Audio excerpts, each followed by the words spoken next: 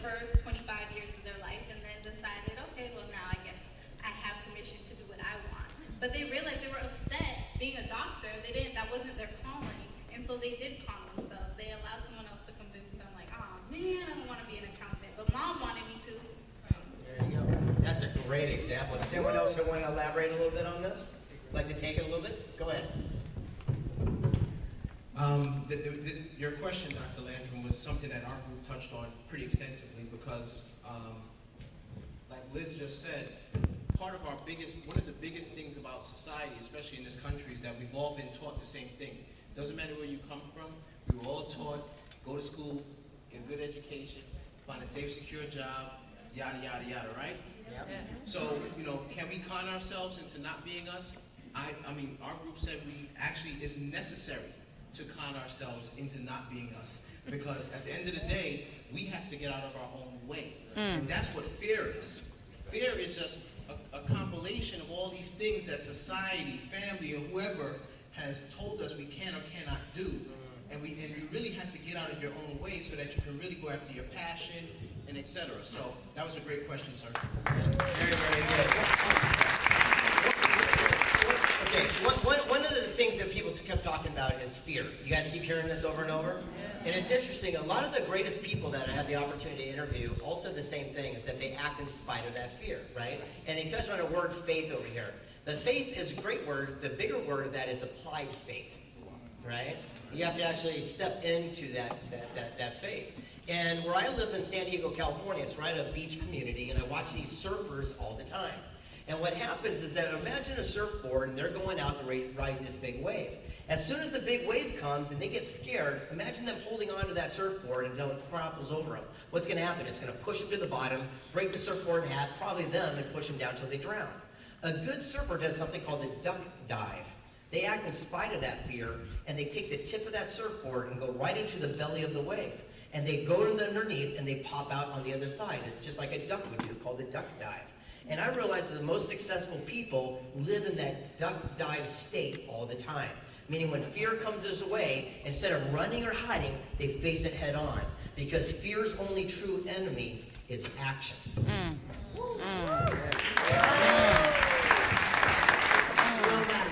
In addition to what we're talking about is also the subconscious mind. We talk about the negative imprints as children. Most of our environment is, it's the tip. We're just the tip of the iceberg is our conscious mind. So much of what's inside of us has been patterned as children. Your parents said, those of you with me yesterday, we talked about, I can't afford it. We can't afford it. Money doesn't grow on trees. So we get these patterns of negativity related to money and wealth and success.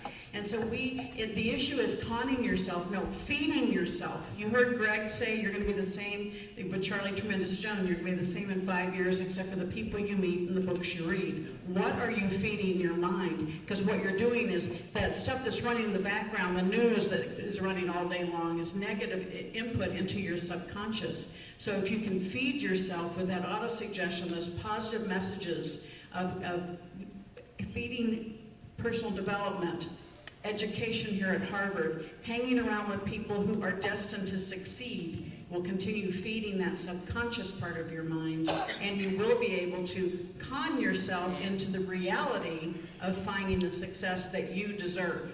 In the cowboy world, fear, John Wayne said it, you can judge a person by they're afraid, but they saddle up anyway. That's great. Yeah. Also, ladies and gentlemen, you can't see the picture when you're in the frame. You don't know you can do something until you set out to do it. Like you have no idea, and we can use the word con or whatever word you want to use. You have no idea what you have the capability of doing until you get yourself in the right state. Right? I mean, you think about how many guys think you could jump a fish and a rock rider was chasing you. Right? You're going to try to jump this fish, you couldn't jump it, but if a rock rider said you can go and jump a 5-8 foot fence and get up being bit. So you can do a lot of different things in your life, ladies and gentlemen. You can take your life to amazing places just by conning yourself, as James said, by you conning yourself to do these different things. Yes? Yes. You know, it's interesting. Another one of the, a great example of success and personal achievement that's out there in this world is, here's a big news flash. You know, they don't teach us in school, but here's the real reality. In life, you do not get what you deserve. You only get what you negotiate. In life, you don't get what's fair, you get what you negotiate. So the whole thing is sometimes you need to con yourself because in your heart of hearts, you think you're only deserved to make $100,000 a year. Well, chances are the God, the laws of the universe, whatever you want to call, is going to grant you exactly what that is. But in life, you don't get what's fair, you get what you negotiate. And I had someone raising their hand back here. Who was it? Someone had... Things I didn't do because I myself didn't believe that I could do it. But after looking back at it and actually doing things in the future, I was like, wow, if I just understood that principle, things would have changed. And even being here, seeing all these people, the law of attraction says, I told myself I could do better. All I have to do is be around better people. Being associated with other individuals here and just meeting all these great people. So many people came up to me and gave me their card. So many times I went up to other people, can I get your information? Now it's the other way around. Only because the law of attraction says I want better. So now better is going to come to me. So I just wanted to give it back.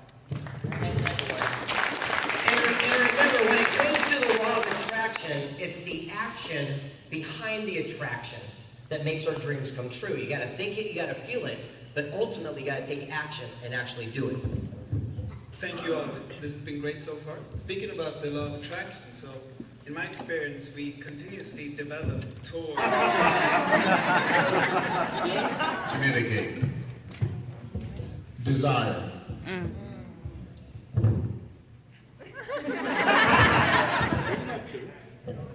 I can have two words, listening well. A word I learned from Greg Reed, stickability. Self-awareness. Flexibility, passion, walk around with no title,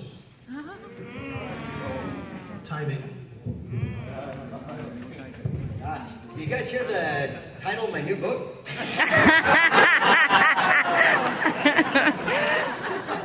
It's interesting.